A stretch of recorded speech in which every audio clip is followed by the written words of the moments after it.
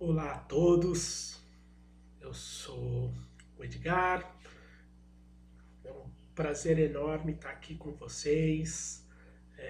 Eu agradeço o convite da Tacta, é simplesmente sensacional estar participando de qualquer coisa com a Tacta, e não só pela Tacta, mas também por todo mundo que acompanha a Tacta, por todo mundo que assiste, que acompanha, né, o trabalho, todo o conteúdo, tudo que a Tacta traz de inovação aí pra gente.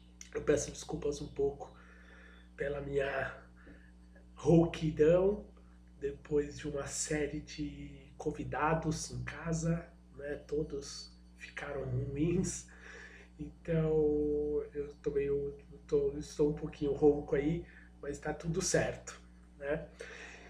Eu venho conversar, venho trazer um assunto que eu tenho acompanhado, é, que é o processamento de alimentos de origem agroecológica, né?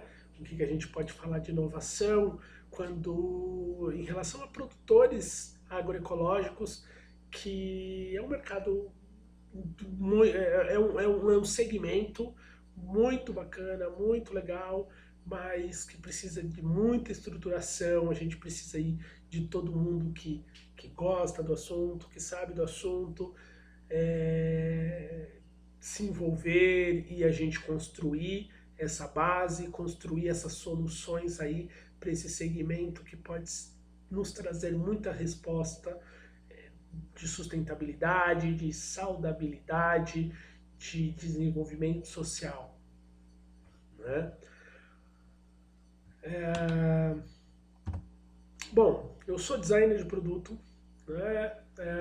Fiquei 10 anos na indústria automotiva, outro segmento, teoricamente não tem nada a ver, mas onde me desenvolveu muito a ideia de produtos feitos para o usuário final, pensando sempre no usuário final e que fosse possível de se produzir em escala, né? Então, até sobre o assunto é uma coisa que a gente bate muito, que é essa escala, que é a possibilidade de escalar o produto suficiente, o suficiente para que sustente o produtor e também para que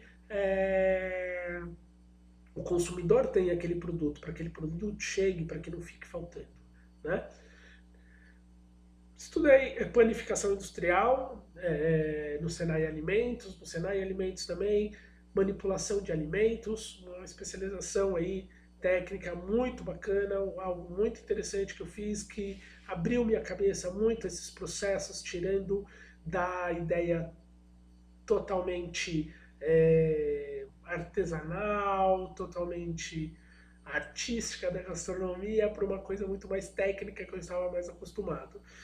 Fiz gestão de negócios e inovação na Fatec Sebrae, e hoje, depois de 6, 7 anos aí trabalhando nessa área, mais até, depois de 12 anos me envolvendo com a área de alimentação mais profundamente, né? Estou fazendo pós-graduação em tecnologia de alimentos para entender mais, para pelo menos para conseguir chamar as pessoas certas para ajudar no desenvolvimento dessa cadeia. Eu sou idealizador da Oficina da Mesa, né? Nós somos a primeira incubadora de negócios da alimentação de microempreendedores. Então a gente criou uma cozinha compartilhada, um espaço para que empreendedores pudessem se desenvolver seus negócios, né? E foi onde também me surgiu esse assunto do produtor rural, porque é uma dificuldade para o microempreendedor comprar produtos fora de Ceasa, por exemplo, que passa por muitos intermediadores, né? Atualmente estou como agente local de inovação no Sebrae São Paulo, capital centro, trabalhando aí agora, nesse momento, atendendo cerca de 18 empresas, num processo muito bacana de levar produtividade do trabalho e inovação para micro e pequenas empresas. E tenho me envolvido com facilitação de inovação de produtos agroecológicos na região do Vale do Ribeira, tentando trazer algumas soluções, conectar algumas pessoas que eu conheci já nessa rede tão bacana, né? Primeiro, vamos pensar em o que é produção agroecológica, né? O que é isso? O que é uma produção agroecológica? É um assunto que a gente fala, nesse meio fala muito, mas não define muito. Vamos começar aí pela lei de produção de alimentos orgânicos, né? A 10831 de 2003, que vai definir o que é um produto orgânico, um alimento, uma produção de alimentos orgânicos, né?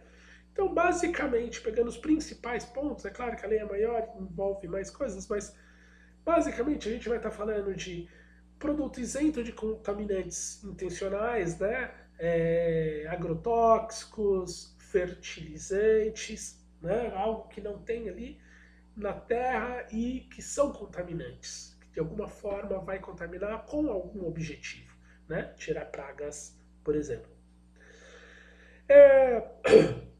Preservação e recomposição da diversidade bioecológica dos ecossistemas, né? Então a gente tem a preocupação com recompor a diversidade do local que está sendo desenvolvida essa agricultura, essa cultura, incrementar a atividade biológica do solo com bioinsumos, com produtos que não sejam realmente contaminantes, mas que eles melhorem a vida do solo. E aí existem várias técnicas que têm sido pesquisadas, tanto fora do Brasil quanto aqui, mas a produção orgânica ela exige isso, né? Promover o uso saudável do solo, aumentar sua fertilidade de forma natural, reciclar os resíduos de origem. Então aquilo tudo, vamos dizer aí, a gente tem uma plantação de uma cultura aí de milho, então o que a gente vai fazer com toda essa palhada? Reciclar isso, utilizar todo esse resíduo que não vai ter destino na alimentação, por exemplo, como produto final, né? Basear-se em sistemas agrícolas organizados localmente. Apesar da lei de produtos orgânicos bater nesse ponto de basear-se em sistemas agrícolas organizados localmente, não é o que acontece, né? Então a gente vai falar, vamos falar de produto in natura, é um pouco mais, é um produto que muitas vezes dura menos,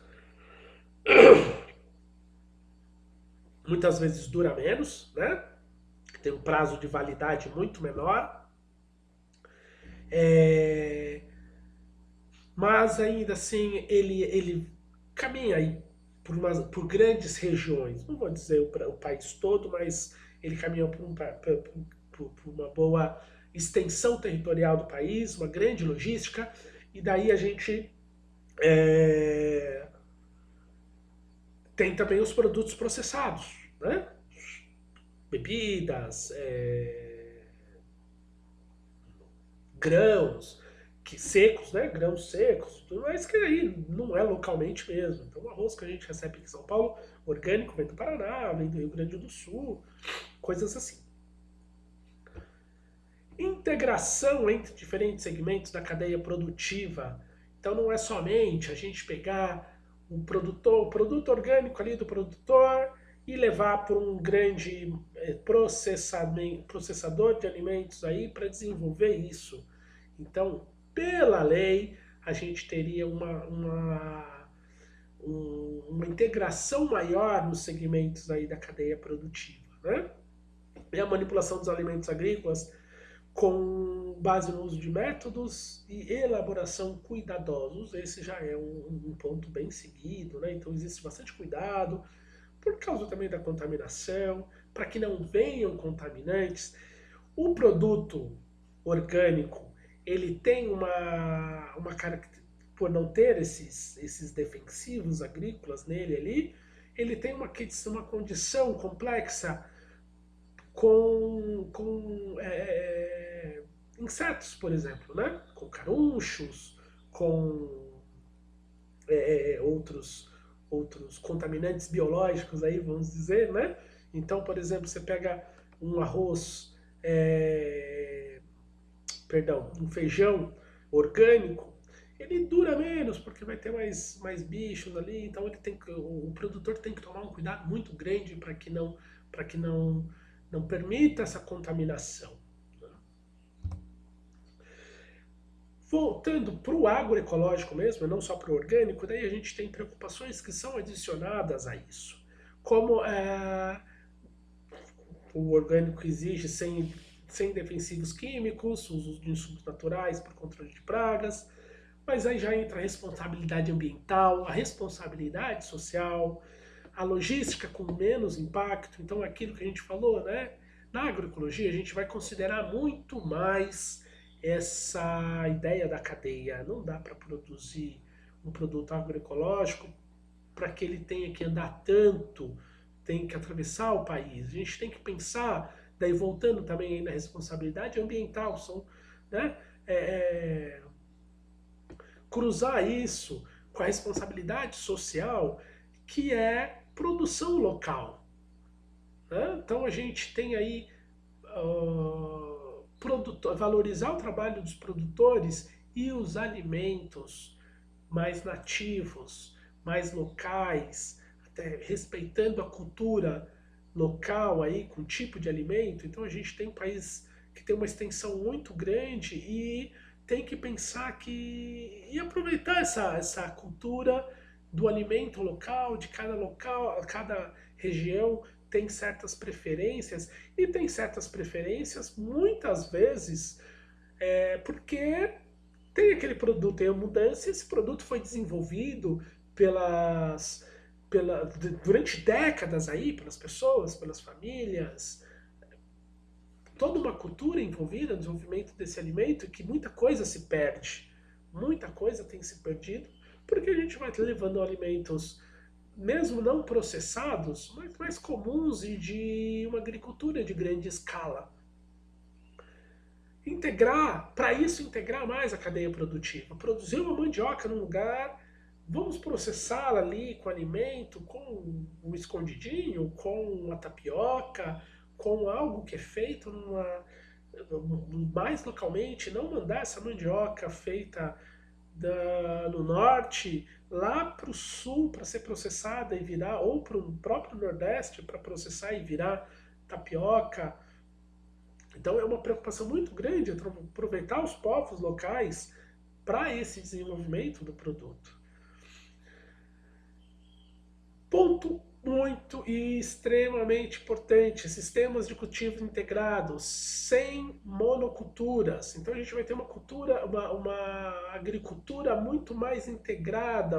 Então a gente tem ali árvores frutíferas, forrageiras para ruminantes, o milho, tudo plantado tudo cultivado de forma integrada, inclusive coisas já clássicas como o milho com feijão por causa da nitrogenação do solo, mas integrar cada vez mais para deixar esse solo mais rico e para não ter dependência de monocultura, inclusive em relação às pragas. A monocultura é uma coisa que prejudica muito em relação às pragas. Então, se a gente tem algumas plantas que, por exemplo, trazem abelhas nativas, que afastam determinados insetos e enriquecem o solo, isso é muito importante.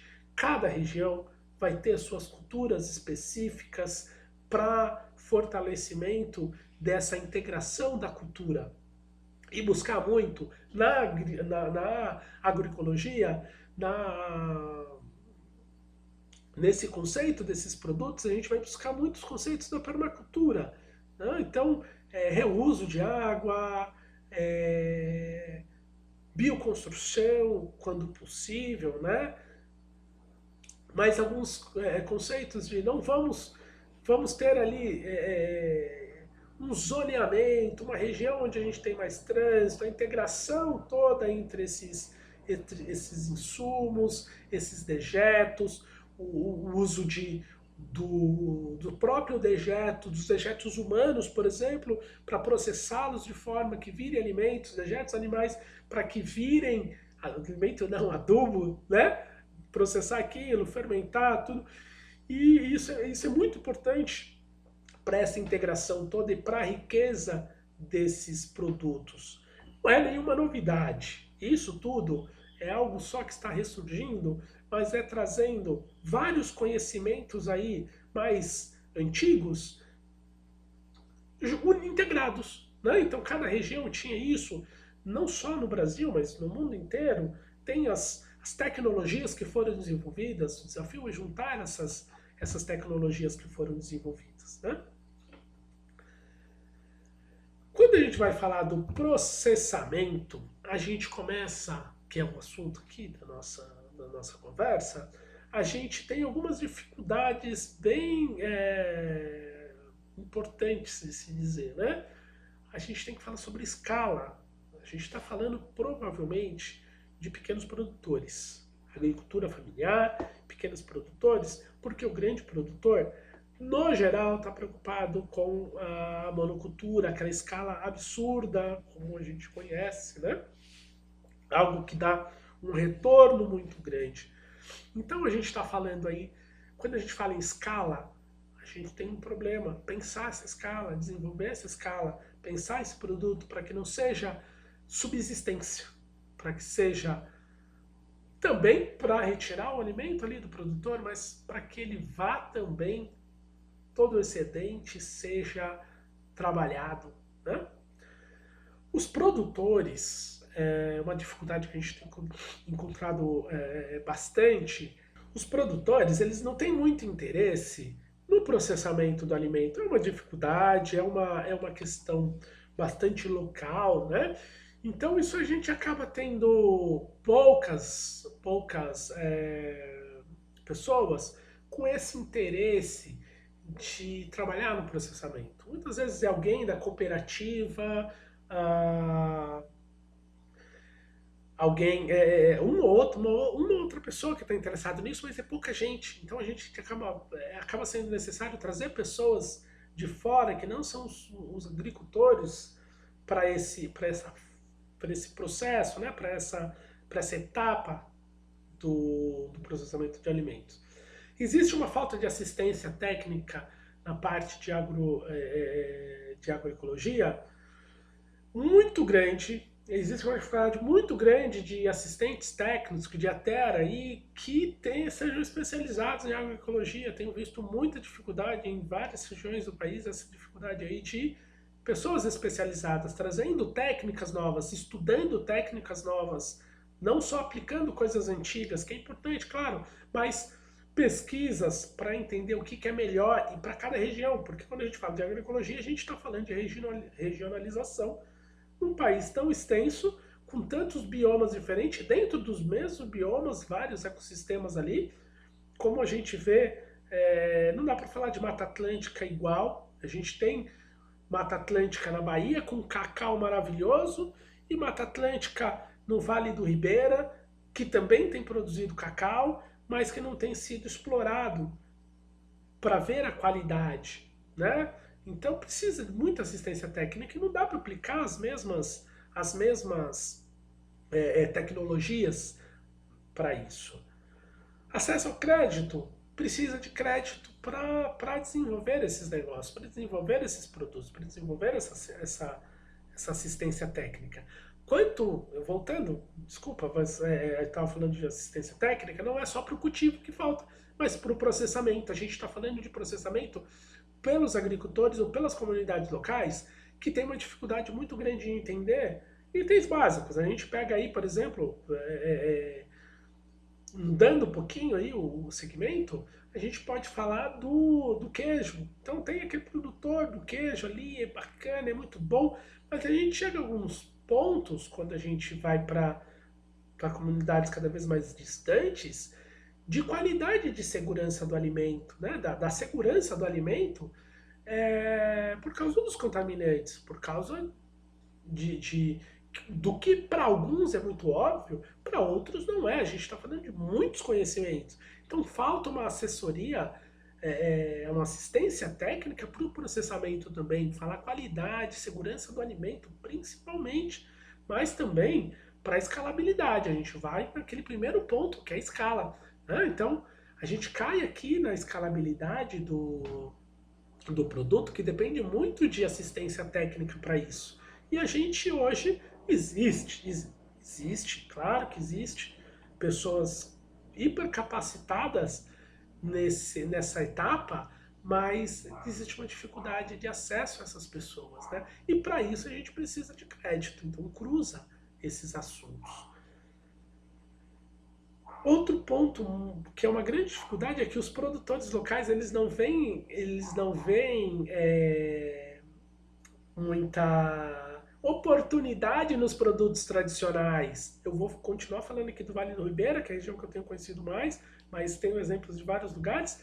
Quando a gente fala aí de açaí de Jussara, né, o Jussaí, de Cambuci, conversando com o pessoal de um quilombo no Vale do Ribeira, eles produzem mandioca, produzem milho, produzem arroz vermelho, mas eles não veem valor nisso. Ah, dá aqui dá bastante, se plantar dá, mas eles não veem valor naquilo. Então é importante que a gente consiga mostrar o valor desses produtos, né? Mostrar o quão importantes são esses produtos, esses cultivos, essa variedade para o mercado mesmo, para o mercado. Daí, por isso, surgem oportunidades que não estão sendo tão exploradas. Existem exemplos? Claro, a gente está num país enorme, a gente está com muita informação, a gente passou por um período de injeção de muito dinheiro na economia, né? É, então tem bastante coisa sendo aproveitada aí. Então a gente pode falar aí da diversidade de variedades cultivares. O mercado está em busca de novos produtos, a ideia do produto saindo direto ali da roça, indo para a mesa das pessoas, as pessoas têm valorizado cada vez mais isso. Quem tem condição, porque não é um produto, acaba não sendo um produto barato, mas quando a gente fala localmente, a gente consegue começar a pensar nesse trabalho, né? A cadeia mais achatada, então a gente não está mandando para longe, para grandes produtores, pensando em processamentos mais simples, a gente está achatando essa cadeia e permitindo mais margens quando é feito numa produção integrada. A perda de poder aquisitivo da população também ajuda na inserção de produtos intermediários. Como eu falei do cacau, a gente tem um cacau hiper premium na Bahia, mas e esse cacau que a gente tem no Vale do Ribeira? O que dá para fazer num Bintu Bar? Né? O que a gente consegue fazer? É um cacau excelente?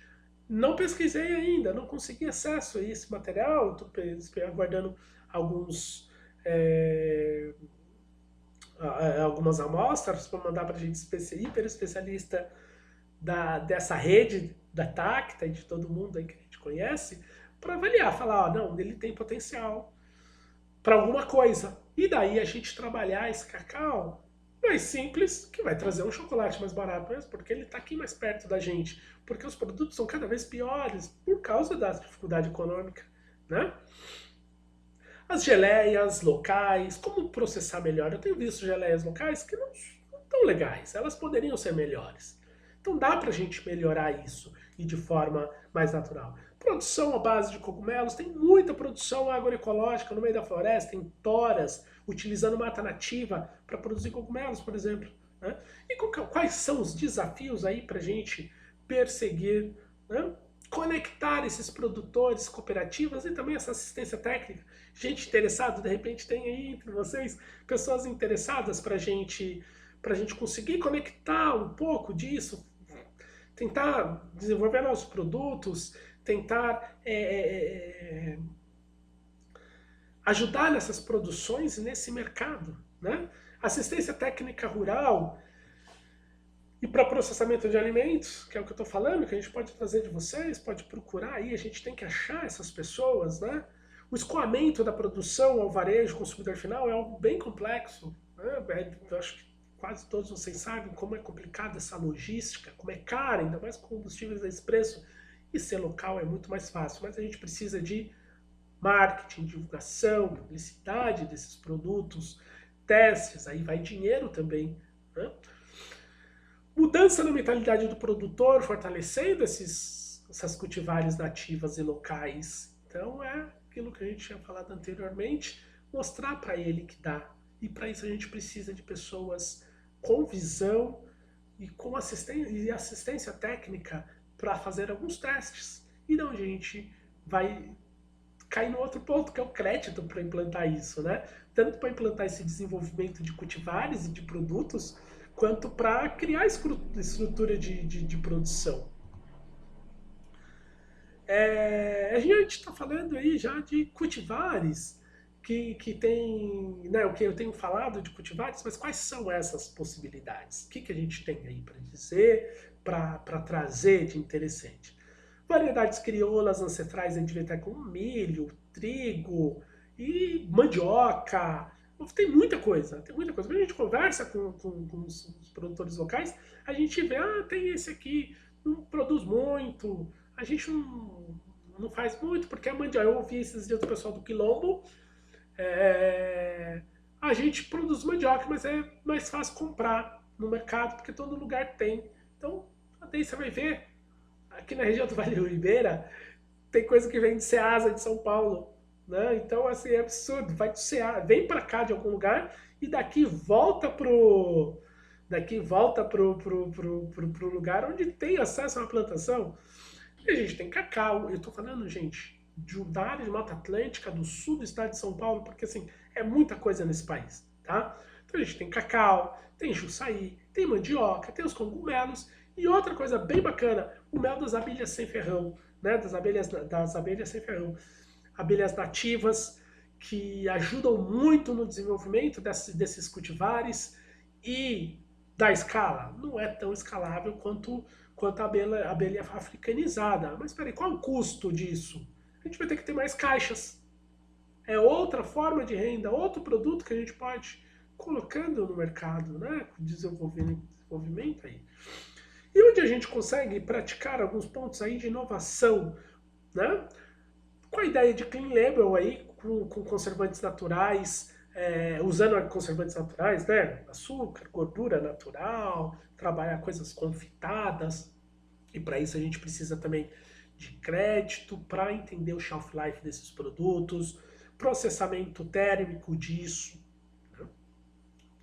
Embalagens, esse é um ponto bem complicado. Embalagens realmente recicláveis ou o mínimo de impacto para a natureza, a gente está falando de produtos agroecológicos. Uso de produtos vegetais locais para o melhoramento estético, né, para coloração ali, para textura, desde a pectina ao colorante ali. Desenvolver os produtos Bean Bar, não só do cacau, né, não só o chocolate, mas coisas dessa ideia. O que eu consigo fazer com essa castanha, com essa noz? Como que eu consigo desenvolver? Agora, uma coisa muito bacana, que é onde eu vejo uma oportunidade muito grande, é a inovação aberta nisso, a colaboração de todas as partes, porque quando a gente senta numa conversa com a cooperativa, por exemplo, a gente vê, mas existe isso. Numa conversa com a cooperativa, eu falei, por favor, gente, traga problemas. Quais são os problemas? Porque a gente precisa que traga esses problemas e faça as perguntas certas. A gente precisa de um facilitador no processo de inovação. O principal agente novo nisso é o facilitador do projeto do processo de inovação.